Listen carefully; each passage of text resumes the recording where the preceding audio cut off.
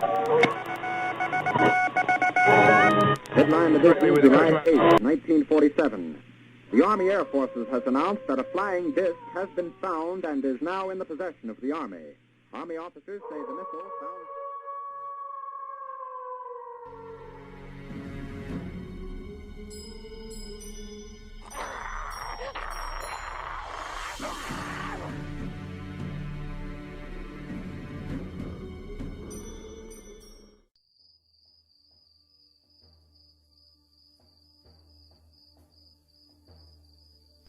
The Wendigo is a ravenous, terrifying creature of Algonquin Native American legends that devours human flesh to survive, though regardless of how much they eat, their hunger remains, which is reflected by their gaunt appearance. They are considered malevolent supernatural creatures of great spiritual power who were strongly associated with the harsh northern winters and starvation. They are believed to roam the forests where the Algonquins once lived, and those that have disappeared over the years are rumored to have been eaten by these creatures. Many Wendigo sightings have been reported over time, not only by Native Americans, but by white settlers as well. The Wendigo is extremely fast and possesses unnatural strength, despite how frail it may appear. The older one becomes, the more powerful it becomes.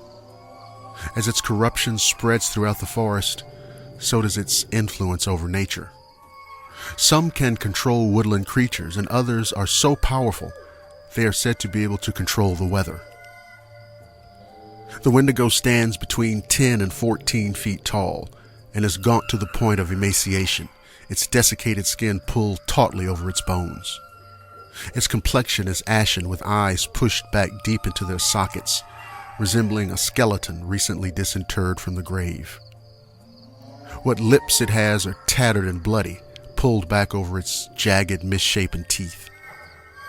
It is an unclean creature and gives off the odor of decay and decomposition, of death and corruption.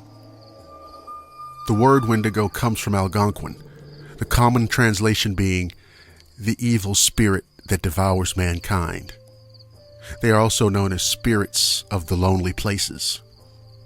According to the legend, a Wendigo is created when a human must resort to cannibalism in order to survive. In the past, this occurred when indigenous people and settlers became stranded due to the extreme winters of the northern forests of North America. In some instances, the survivors were compelled to cannibalize the dead. Other versions tell of those displaying greed, selfishness, or spiritual imbalance, whom also became a Wendigo. The Wendigo is insidious and predatory. It is extremely hostile towards humans, which it will most definitely kill given the opportunity. The Wendigo is a gluttonous creature with an insatiable appetite which drives it to perpetually kill and eat. The Wendigo will prey on those who are separated from a group or alone. It also has the ability to mimic human voices and will use this skill to lure people away from safety. Once isolated, it will tear them apart with its teeth and claws and devour them. But what of the Wendigo's vulnerabilities? What could one do as a mortal man in the face of such power and evil? The primary weakness of the Wendigo is its frozen heart. Destroying its heart will release, but also kill the human trapped within the beast. This must be done using silver bullets, a pure silver blade, or a silver stake. The shattered heart must be locked within a silver box and buried in a church graveyard or some other hallowed or sanctified ground.